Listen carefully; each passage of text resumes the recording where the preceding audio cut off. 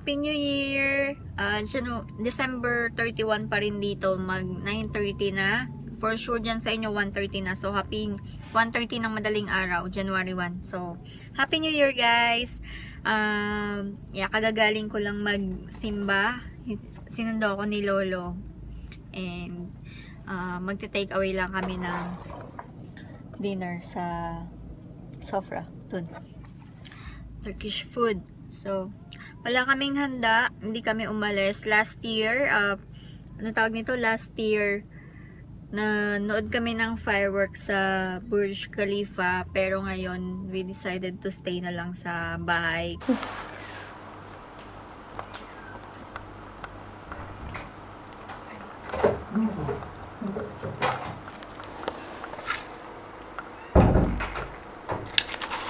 (3:30 ng umaga), kinising ako ni Lolo dahil may mga blood spots sa bed niya. Unexpected to. January 1, 2015, 3:30, lumabas yung first liter ni Tasha, which is dyan na inabutan sa carpet.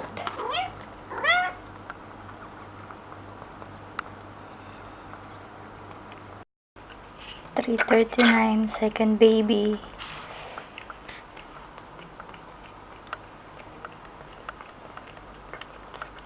Diyan na siya na naman inabutan. Dinadala niya dito sa loob ng cat's house.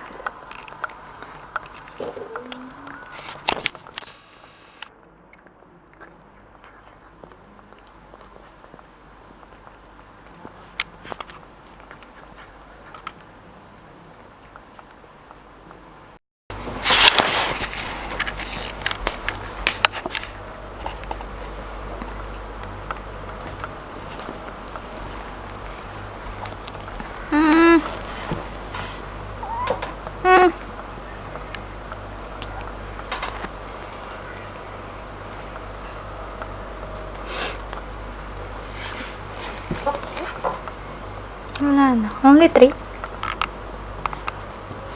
Hi, 3:30 na ng hapon and paalis sana kami, papunta kami ng IKEA para bumili ng carpet kasi yung carpet puro blood stain doon na abutan si Tasha mga anak kaninang madaling araw. So, tinapon na namin.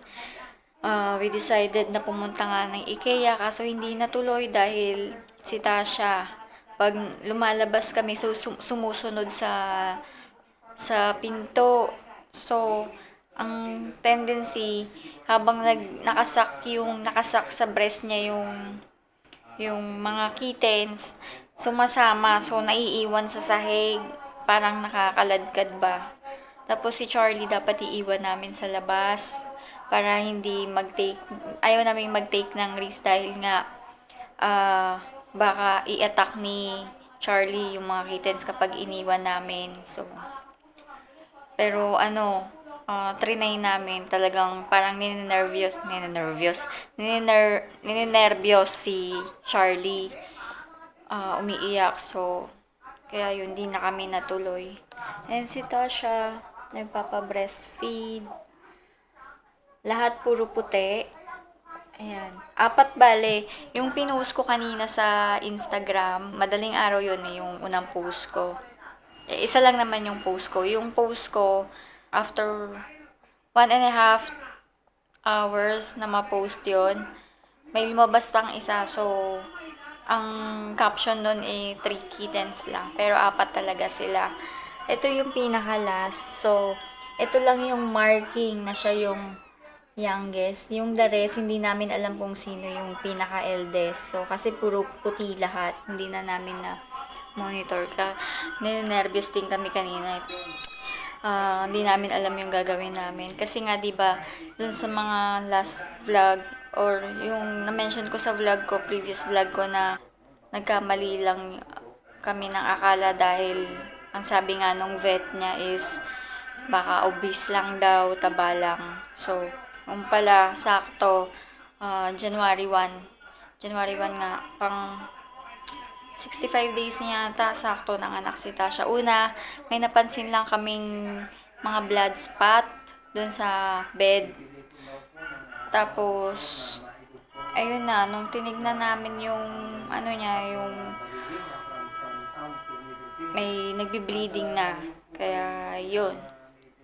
Pero before that, kagabi, may kakaiba, something wrong kay Tasha kasi nung baby siya, talagang ugali niya na sumampa sa dibdib ni Lolo. Pag, yun, matutulog siya doon. Matagal na hindi nangyari yun, kagabi lang ulit. So, tapos habang hinihimas niya nung nasa dibdib niya, nag-shedding talaga. Sabi ni Lolo, bakit ganun? Sabi ko nga, something wrong kasi baka ninenervyos o feeling anxious or may nararamdamang hindi maganda. Tapos yun nga, yung madaling araw ginising ako ni Lolo na ganun na. Nung tinignan ko, yung pupunasan ko yung ari ni Tasha, may nakita akong itim. So, sabi ko, shit, manganganak si Tasha.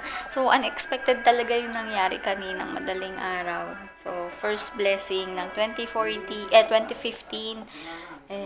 itong mga kittens, bagong kitty bear namin.